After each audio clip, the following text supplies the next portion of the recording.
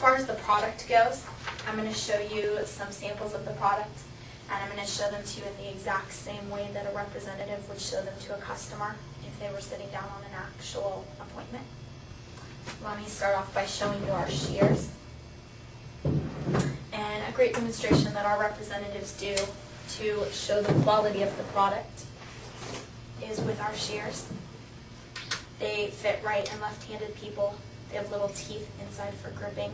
And then they would ask the customer for a penny and do this demonstration with them. I'm going to pass that around. The shears also come apart for easy cleaning. Now, how do you think our customers react when they see a demonstration like that? Then you shock. Yeah, Then exactly. surprised. Absolutely. And so why do you think then that we chose not to market these in stores? They want to be able to see that. They want to believe it. Exactly, Kevin. They're not going to see that. They're usually just placed on a shelf in a package next to all the other shears. And do the people in the stores know everything about the products? No.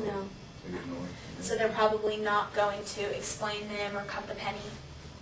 And if they were placed on a shelf next to another, say, less expensive pair, which are most people going to get? It was expensive. Yeah. Now our major product is Cutco cutlery, and I'm going to pass one of these around. What's the first thing that you noticed different about the handle design? It's grip, like kind of like grip that fit your hand around it. Exactly. Your thumb and forefinger lock into place. It's just for control, for safety. Now, what are typical knife handles made out of? Plastic, Plastic. Plastic. Or rubber, Wood. wood. Yeah. Yeah, plastic or wood. And what tends to happen with plastic handles? break. They break easily. When you put them next to heat, they will get melted. melt. Yeah, what about wood handle knives? What happens with those? Those just get like kind of old, just break gold. Yeah, they get old, they break, absolutely. Wood's a porous material, so it also absorbs everything. Grease, moisture, becomes unsanitary. What we chose to use is a thermoresin called Celcon, and we chose this material because it doesn't melt or break, but it's non-porous, so it doesn't absorb anything. It stays sanitary.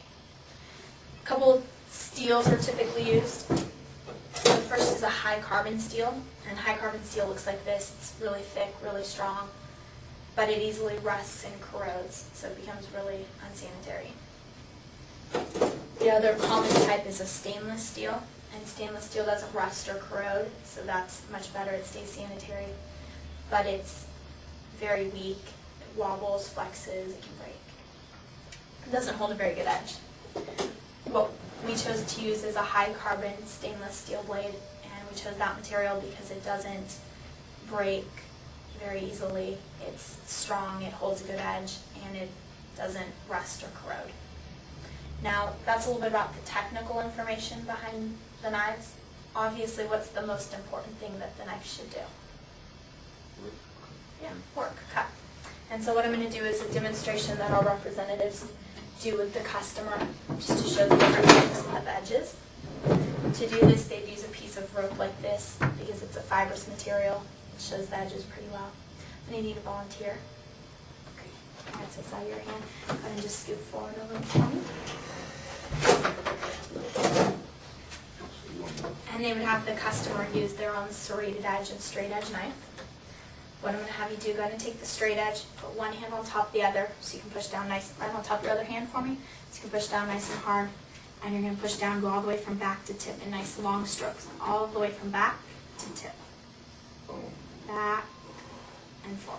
Perfect.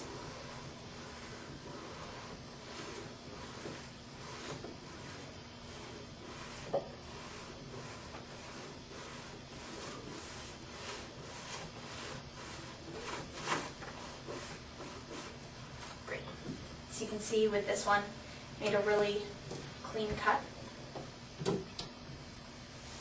But it took a little while, took a pretty lot of force, right? Yeah.